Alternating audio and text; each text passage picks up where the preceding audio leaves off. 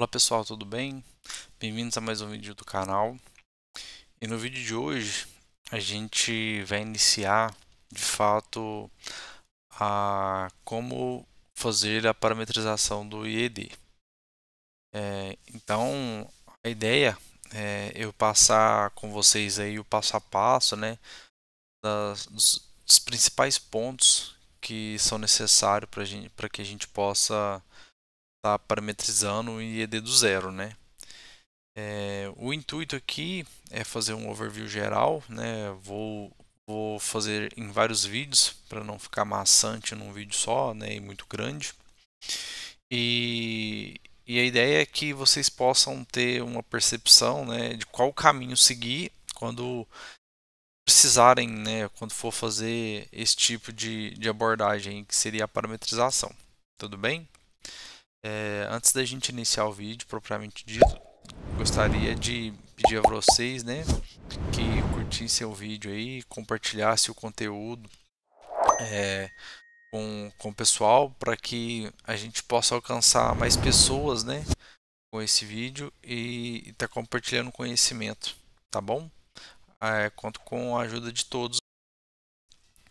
Pessoal, então eu vou estar abrindo um backup aqui que eu tenho e a ideia agora é que a gente possa criar um IED, né, no default, as parametrizações aí que vem do próprio Dix, para que a gente possa ter a capacidade de passar por todos os parâmetros, não todos, né, mas assim, a maioria dos parâmetros, porque até mesmo da parametrização a gente não precisa estar mexendo em todos os parâmetros propriamente dito, né? A gente vai mexer só no que de fato nos interessa, digamos assim, que de fato tem algum tipo de aplicabilidade para nós.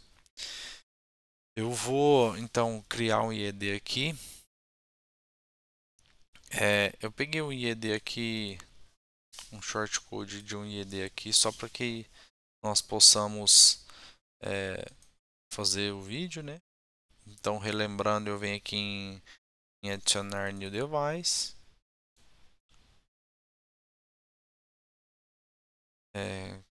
copio e colo aqui, né? Dou um verify e eu vou pegar esse tradicional aqui. Na verdade, eu vou utilizar esse aqui com 87N, ok? É, e vou dar um OK. Pessoal, a gente finalizou aqui a criação do IED, né? Então, o meu relé 7UT85. Eu vou arrastar ele aqui para dentro desse bom AX aqui. Então, vamos lá. A gente vai passando por partes aqui. Então, acho que uma das primeiras coisas que a gente pode fazer é, propriamente dito, é, dar o nome, né, para o IED. Então, aqui a gente o pp tr1 vai. Olha, ele está falando que o nome deve ser único no backup. Ou seja, já tem um pptr1 nesse backup. Eu vou pôr o pptr2. Vamos confirmar em algum lugar aqui? Ó, pptr1. Então, o próprio Dix já te informa isso, tá bom? E da mesma forma, o IEC 61850 name. É o mais conhecido como IED name, né? Esse IED name aqui é o nome do IED que vai ser utilizado na norma 61850, né?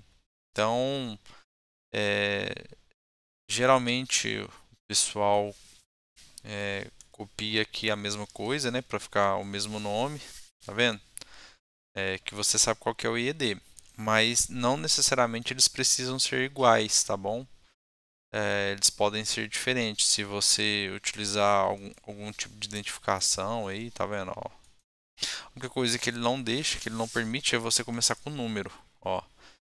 Com número, com caractere, coisa desse tipo, né? Ele não aceita. Então, a gente vai deixar aqui como o pp, né, do TR2 também, que aí fica muito fácil de identificar qual IED que é, né? Então esse nome aqui de cima é esse nome que vai aparecer aqui, ó. Ó, vou pôr aqui TR4, tá vendo? Ele mudou aqui, ó. E esse nome aqui é o que a gente vai que vai aparecer na station, né? Então é, não necessariamente precisa ser iguais, mas se for melhor. Aqui a gente consegue escolher qual é a edição da norma, né? Que você vai usar, a norma 1850. É, você consegue mudar, né? Eu escolher a 1, 2 ou 2.1, que é a última. Geralmente eu sempre deixo na 2.1, né? Que é a mais recente. A não ser que você já vai integrar o seu IED num backup existente, que eles estavam utilizando as normas anteriores, né? Então, nesse caso, você vai ter que confere, né? Abre o IED, olha, dá uma olhada, fala, ó, deixa eu ver aqui, abre um outro IED. Ah, não, realmente, ó, ele está na 2.1. Então, mantém o seu IED que você está criando na 2.1 também. Aqui, basicamente, a gente não tem mais o que fazer, né? A gente tem aqui a informação de function point, né? Quantas function points tem o IED, ó, quantas estão sendo usadas e a configuração, né? O que cada função de proteção, de controle, etc., está consumindo de function point. Então aqui a gente está usando 25 por quê? Porque a gente tem uma função de proteção aqui que é 87N, né? Diferencial de neutro, e a outra função de proteção que é o 50BF. Uma outra consumindo 15 e a outra 10 pontos, que no somatório dá os 25, né? Então eu tenho mais 75 function points para utilizar aqui nesse ED. Aqui também a gente vê a parte de lógicas do relé, onde a gente vê o que eu quis dizer com parte de lógicas, porque assim, o CFC, chart, lógicas, né? São as lógicas do IED. E aqui você tem uma capacidade de processamento máximo do relé. Então, conforme você vai pondo as lógicas aqui, você vai adicionando charts, né, páginas aqui de lógica, isso aqui vai aumentando. E a partir do momento que você ultrapassar esse limite máximo aqui, aí você dá um erro no IE dele, não consegue descarregar. Aí você consegue, né, eu vou mostrar posteriormente, mas você tem alguns níveis de velocidade de processamento das lógicas aí. Ele pode estar processando em alta prioridade aqui, né? Ou algum evento normal, né? Event trigger. Essa alta prioridade geralmente é utilizada para quando você tem a partida de BF, né? Quando você tem lógicas que envolvem trip ou lógicas que envolvem envio de GUS, alguma coisa nesse sentido. Aqui seriam as demais lógicas. O que geralmente acontece que eu vejo assim na prática é que às vezes o pessoal, né, extrapola muito nessa parte aqui de high priority, né, que vocês podem imaginar, ela consome mais processamento do relé, né, porque é uma lógica que ela vai dar prioridade no processamento dessa lógica ao invés das lógicas normais, digamos assim. Então você tende a conseguir ter uma quantidade menor de lógicas de char selecionadas como high priority. Aqui são os logs do próprio IED. Aqui a gente não descarregou nada, então não tem nenhum log. E aqui também os diagnósticos do próprio IED, né? Ele traria informações aqui caso a gente estivesse conectado no IED, mas como a gente não descarregou nenhum IED ainda, então pessoal, aqui eu vou passar para a parte agora de Hardware and Protocols. Nesse lugar aqui, né, a gente consegue ver todo o hardware, digamos assim, do IED, né? Quais são as placas dele, né? Eu quero ver quando você está com dúvida, você quer fazer, por exemplo, uma pesquisa no manual do IED, você não sabe qual que é a placa dele, ó, tá vendo, ó? Ah, eu quero pesquisar qual placa é essa aqui, que é a placa de comunicação. Porque existem várias, né? Você não sabe de cabeça qual que está no IED. Então é esse modelo aqui, ó. Você clica em cima da placa e vem em propriedades. Olha, essa aba ela fica escondida aqui, então você aperta. Se você quiser deixar ela fixa aqui, você mantém, ó, que aí você mexe no Dix e ela sempre fica fixa aqui.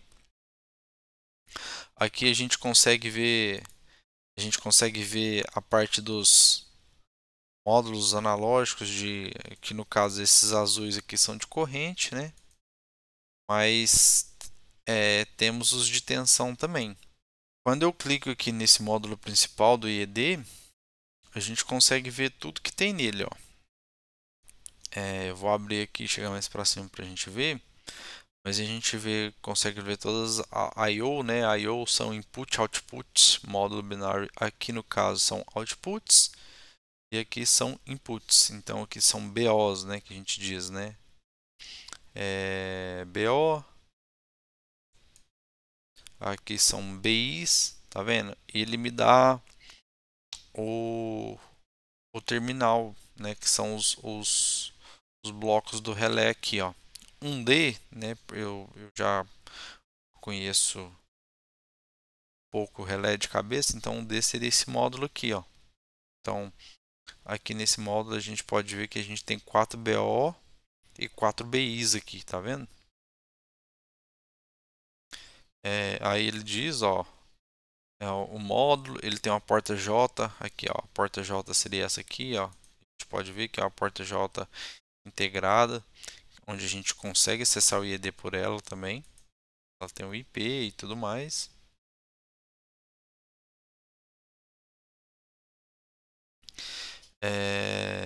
Aqui seria outro modo, outra BO, né? Binary Output, seria outra BO. Essa aqui ó, seria uma BO reversível, né? Ela tem os contatos NA e NF na mesma BO. Assim, aqui no caso seria um comum, um deles comum com NA e o comum com NF. Então você teria as duas possibilidades. Mas isso você não é configurável, tá? Ele já vem como se fosse um contato de qualquer relé auxiliar aí. Ele vem com os 3 contatos, você usa 2 deles é NA, você usa os outros 2 NF. Aqui da mesma forma, se eu clicar aqui, eu vejo aqui, ó, que aqui tem os meus contatos de tensão, ó. Então aqui seria a minha entrada 1, 2, 3 e aqui o N ou o quarto canal, né? Canal 1, canal 2, canal 3. Aos terminais do relé, no qual que ele diz quais são os terminais de cada respectivo canal, né? Aqui mais BOs, ó, binário output, tá vendo? Eu consigo ver. Aqui são quando só tenho, né, dois bornes aqui, né, 2 terminais, eu sei que são BOs que não são reversíveis. Quando eu tenho 3 nesse sentido aqui, eu sei que são BOs que são reversíveis. Aqui, ó, eu tenho as binárias mais binárias, né? Binária input. E aqui, ó, ele também me mostra para finalizar esse de medição aqui que seria um analógico de corrente de medição. Por que eu sei que é de medição? Que é EM de medição, que também ele traz, ó, aqui o A1 com A2 seria a fase A 3 com A4 fase B e assim sucessivamente. Se fosse de proteção, eu estaria P aqui de pato, né? M de Maria eu sei que se refere à medição. Tá bom. Basicamente aqui a gente só tem que inicialmente o que eu gosto de fazer aqui são duas coisas, né? Primeira coisa é fazer a configuração do meu IED, do meu IP. Se eu já tenho o IP do relé, que eu vou comunicar nessa porta, eu já adiciona aqui, né? Então, 92.68.30.60. Então, esse vai ser o IP que eu vou utilizar, tá vendo? Submáscara e o gateway. Então, aqui eu já configuro. Então, eu clico aqui na porta. Beleza. Aqui ele só fala que é minha porta E, né? Que aqui no relé já está identificado como porta E, o modelo dela, tal. E agora, que eu faço? Eu tenho que ativar o relé, ele vem com o protocolo 6850 desabilitado. Então, se você ver aqui, ó, tá vendo que ele não tem nada de 61850 Extruture aqui. Então, eu tenho que habilitar esse protocolo. Então, eu venho aqui, ó, dou um habilitar aqui. E aqui são os protocolos que essa placa de comunicação consegue falar. Tá vendo, ó?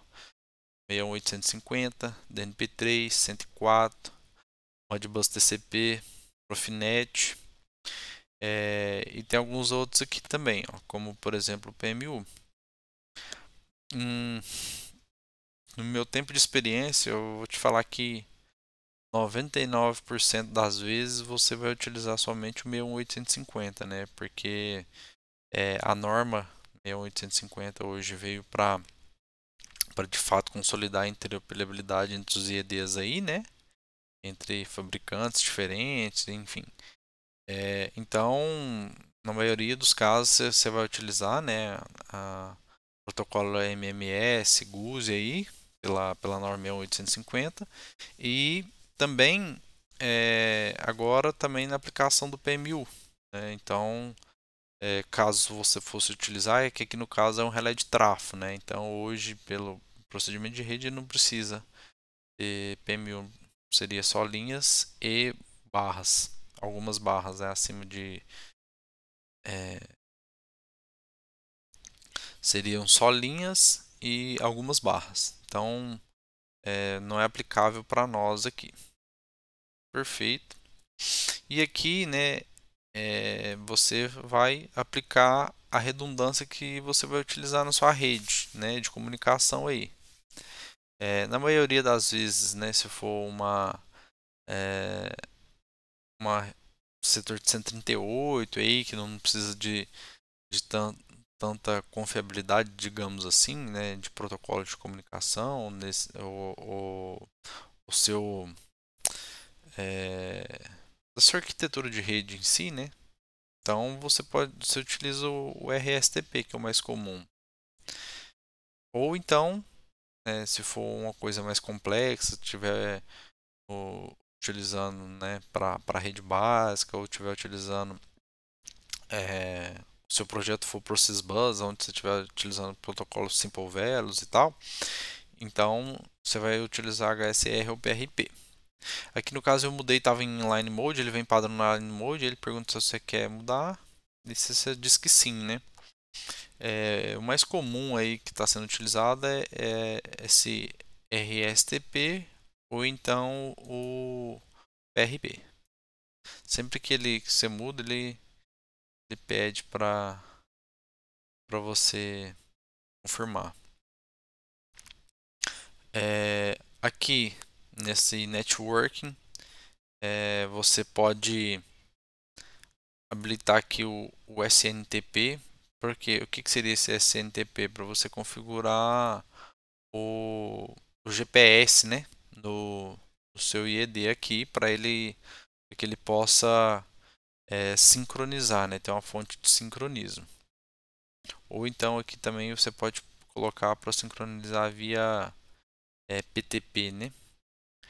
E por fim, você também pode habilitar esse aqui que é o SNMP.